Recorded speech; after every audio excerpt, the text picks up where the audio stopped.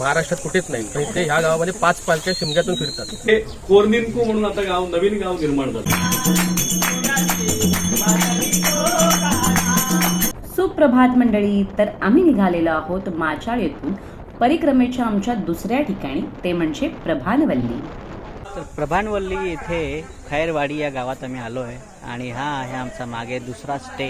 आता हे प्रभानवल्ली जे आहे ते प्रभावळी, आणि या प्रभावळीमध्ये वेगवेगळी खोरी आहेत. व्हॅलीचं गाव आहे आणि वेगवेगळ्या खोऱ्याला वेगवेगळे नाव आहेत. म्हणजे तिथे डॅम आहेत ते निनको खोरं, निनको देवीचं मंदिर होतं एकदम खोल असं खाली व्हॅलीमध्ये. त्या ठिकाणी ते धरण बांधलं आणि मग मंदिर तिथून उठवलं आणि दुसरीकडे पुनर्प्रस्थापित केलं. तर ते कोरनिनको म्हणून आता गाव नवीन गाव निर्माण झालं. प्रभानवल्लीची माहिती ऐकली आणि मग आम्ही आस्वाद घेतला गरमागरम पिठलं भाकरी आणि कैरीच्या चटणीचा. इथल्या पूर्ण महाराष्ट्रात कुठेच नाही, पण इथे ह्या गावामध्ये 5 पालख्या शिमग्यातून फिरतात. चालत जायचं. आणि ते पालखी जिथे जाते म्हणाले ना सर, ती पालखी जाते तेव्हा पालखीचे भुई आहेत ते पूर्णपणे पाण्यात उतरतात. सगळे खोल आहे पाणी, त्यावेळेला पाणी खोल असतं बरं. खोल पाण्यामध्ये पण त्या डोहात परमेश्वराच्या विश्वासावरती श्रद्धा ठेवून ते सगळं कारभार चालतो आणि कोणालाही काही होत नाही. तासाभरात एवढी सगळी मंडळी आम्ही या मारुती मंदिराजवळ आणि या पोहोचलेलो आहोत. हनुमानाचं मी शूट केलेलं आहे, ते याच्यात अटॅच करशीलच तू नंतर.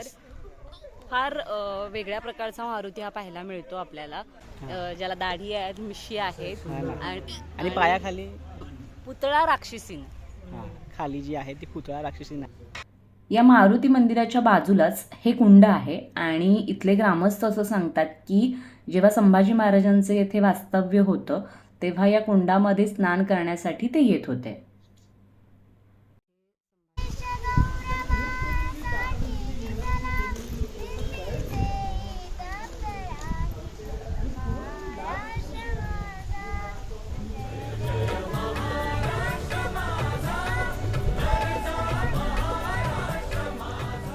मारुतीचं दर्शन घेऊन आम्ही परतलो आमच्या निवासस्थानी आणि घेतला गरमागरम मध्यान्ह भोजनाचा आस्वाद.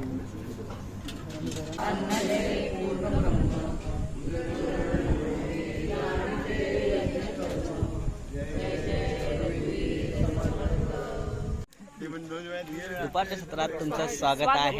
आणि आता आम्ही निघालेलो आहोत इथला बल्लाळेश्वर मंदिराचं दर्शन, बल्लाळ गणेशाचं मंदिर बघायला थोडंसं आणि छानसा एक सनसेट बघायला. त्याच्या पुढे पल्लाळ गणेश म्हणून एक देवस्थान आहे, म्हणजे गणपतीचा साक्षात्कार स्वामी समर्थांचं अक्कलकोट महाराजांचं मंदिर आहे.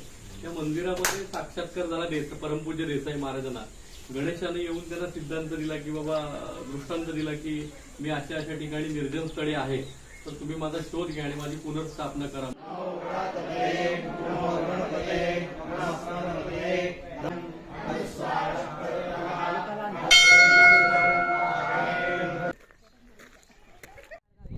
कसला सुंदर निसर्ग आहे का आपल्याकडे गोमन. समोर तर बघ कसलं भारी वाटतंय.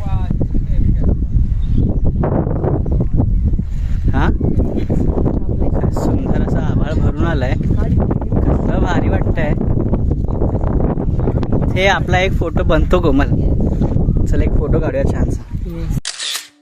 स्वप्न नव्याने काल आजचे थोडे थोडे.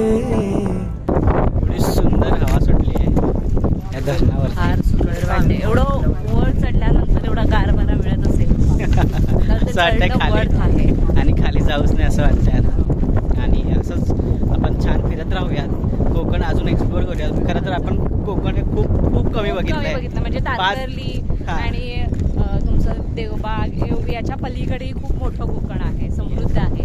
त्यामुळे ते आम्ही बघण्याचा प्रयत्न करतोय, तुम्हालाही दाखवण्याचा प्रयत्न करू. तर आमचे व्हिडिओ नक्की बघत राहा, कारण आम्ही तारकर्ली बीचवरती जाऊन वॉटर स्पोर्ट्स नाही दाखवणार आहोत. त्यामुळे तुम्ही हे ब्लॉग्स नक्की बघा.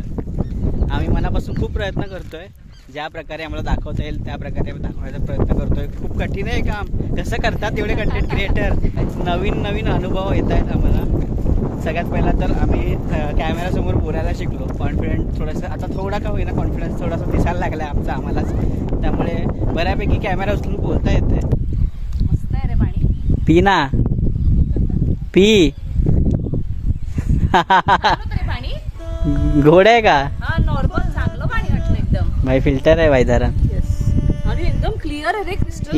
हे तुझं फिल्टर आहे, हे माती आहे ना, हे तुझं फिल्टर आहे. खरंय खरंय.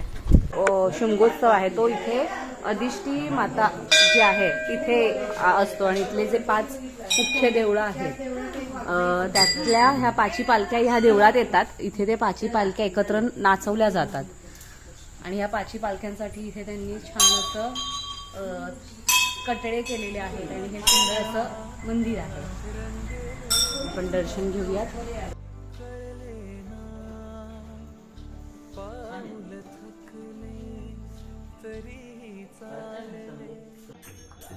तर मंडळी, असा होता आमचा हा आजचा परिक्रमेतील दुसरा दिवस.